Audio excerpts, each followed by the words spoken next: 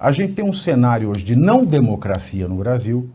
A gente viu na semana passada, na sexta-feira, e foi publicado hoje o voto do relator ministro Edson Fachin, sobre uma ação que perguntava se era constitucional ou não os artigos da Lei de Reforma Agrária, que é de 93 essa lei, se eu não me engano, porque a Confederação da Agricultura e Pecuária, a Confederação Nacional de Agricultura e Pecuária perguntava o seguinte: olha, não pode ser constitucional porque, além da função social, a lei diz que a terra tem que ser produtiva.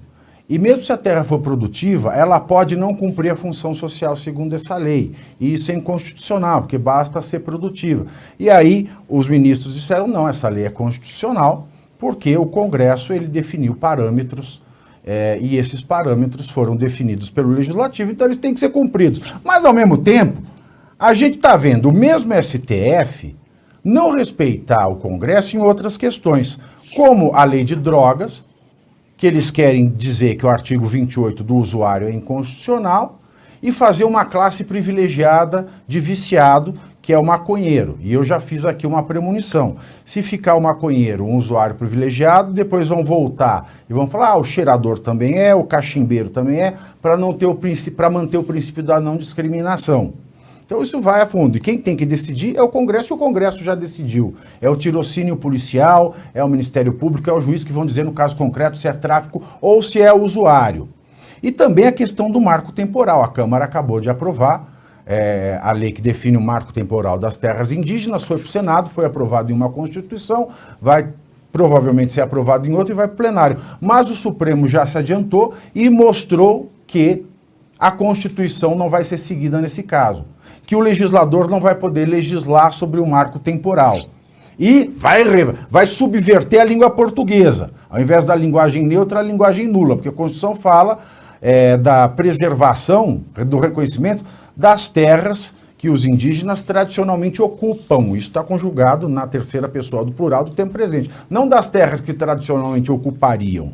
Então a gente vê o STF, ele entrando em matérias que não deveria, ora ele fala, não, é capacidade do Congresso, ora quando não lhe interessa, ele legisla na cara dura. A gente está vendo a queda de braço para quem vai entrar no lugar da Rosa Weber. Se falava ou no Bruno Dantas ou no Messias, eu bati o currículo dos dois aqui. O Bruno Dantas tem currículo para ser ministro do STF, o Messias não tem currículo nenhum, não tem notável saber jurídico nenhum. Depois se falou do Dino, Alexandre de Moraes foi falar com o Lula, olha, o Dino é um bom nome, e o Lula passou a cogitar o Dino. Aí ontem o PT já começou a falar, não, o Dino não, pelo amor de Deus. Aí eu queria lhe perguntar o seguinte, você que está na Câmara dos Deputados, no olho do furacão, assistindo a esse vendaval de intromissões no Legislativo, não só do STF, que é a cúpula do Poder Judiciário, mas também do Poder Executivo, através de emendas, muitas delas entregues através do orçamento ultra secreto, porque se o secreto não podia, o Lula ele burlou criando o ultra secreto, criação de ministérios, distribuição de cargos, etc. e tal. Como é que a gente pode olhar esta questão? Porque ontem o Jordi passou um prognóstico bastante triste.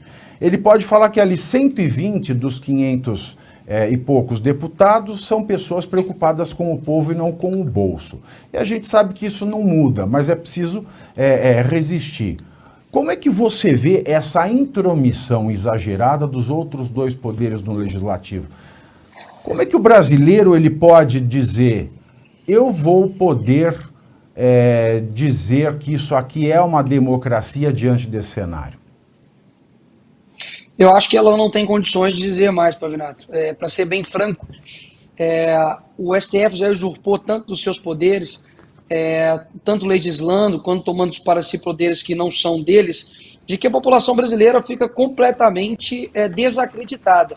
E não somente legislam, como também agora tem o presidente Lula defendendo o voto secreto dos ministros do STF. Ou seja, basicamente você não os elege, eles não os representam, eles usurpam a competência e ainda por cima as consequências que você irá sofrer por suas decisões ainda têm que ser secretas. Então a gente vê realmente um jogo de poder muito grande.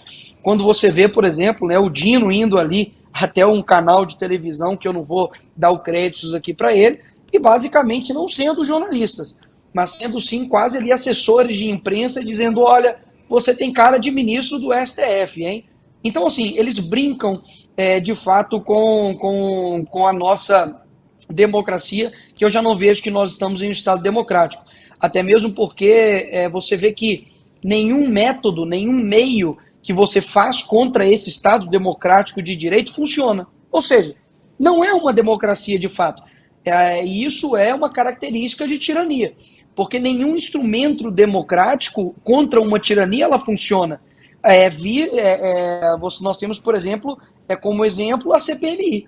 A CPMI do dia 8 de janeiro, a CPMI, que é um instrumento da minoria, foi sequestrada pela esquerda, ou seja, colocaram 12, repito, 12 pessoas somente do Maranhão ali na CPMI. A esquerda tem mais pessoas, ou seja, elas ganham no voto, e colocaram ali a relatora Elisiane Gama, que também é amiga, parceira, blindadora do Flávio Dino. Então, todos os requerimentos que seguem a linha da nossa investigação não são investigados.